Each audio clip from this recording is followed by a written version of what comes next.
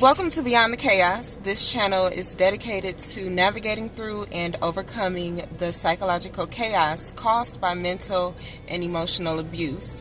Y'all make sure y'all hit the subscribe button. We have a lot to talk about, okay? A lot to talk about. So today I was thinking a lot about how isolation and cognitive dissonance go hand in hand. So I wanted to share my thoughts on that and open up the floor for a discussion. Cognitive dissonance is a state of confusion in a toxic or a narcissistic relationship. Every bit of common sense in you is telling you it's time to go. This is not healthy.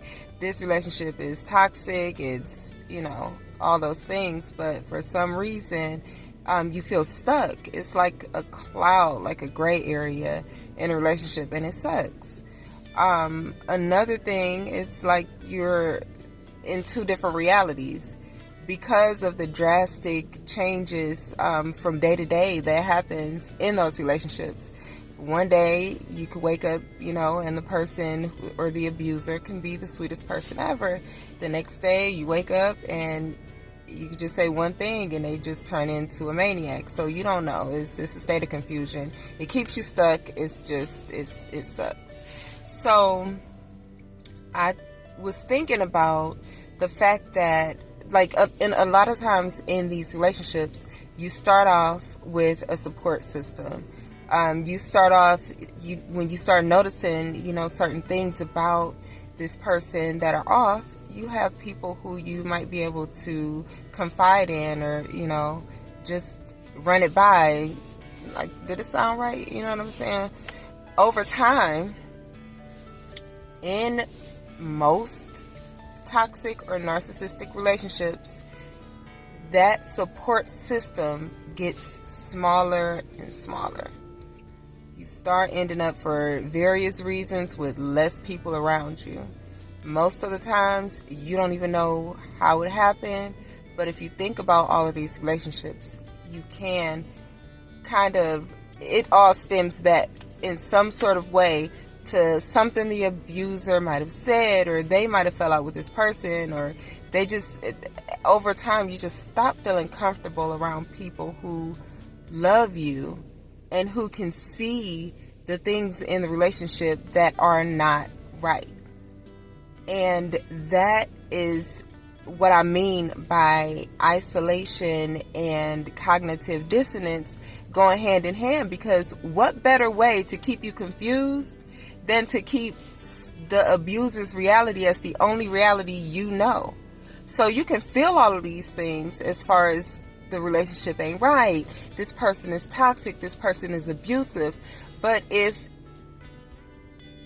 you are being manipulated in this toxic relationship, if you just,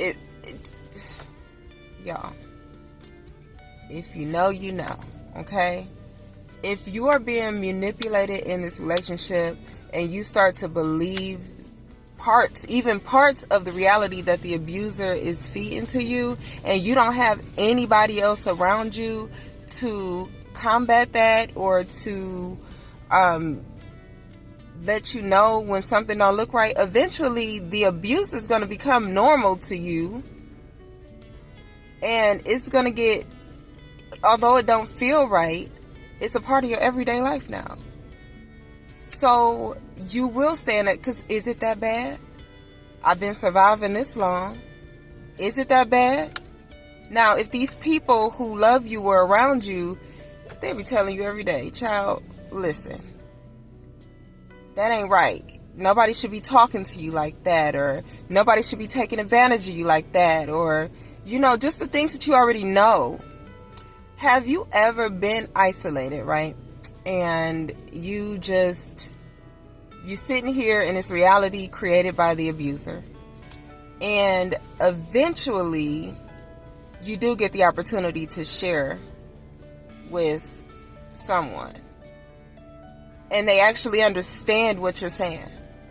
And you feel so free. You feel like, I'm not crazy. You know what I'm saying? The main problem with these relationships is that crazy making factor. The crazy making factor. Any manipulative person can make you feel like you halfway crazy when you know better. You know better.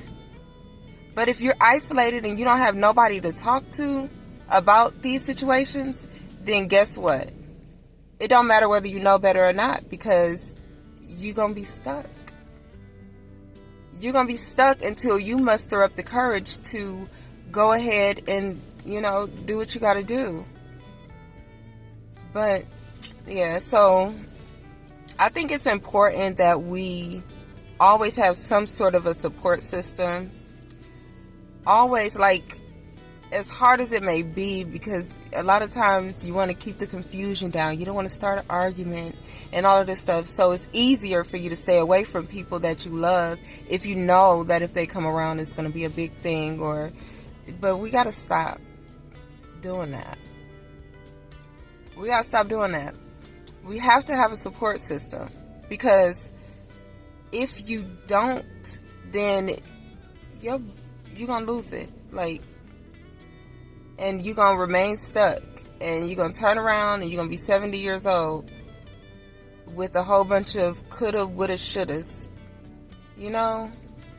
But anyway, what's your thoughts on that? What do y'all think about that?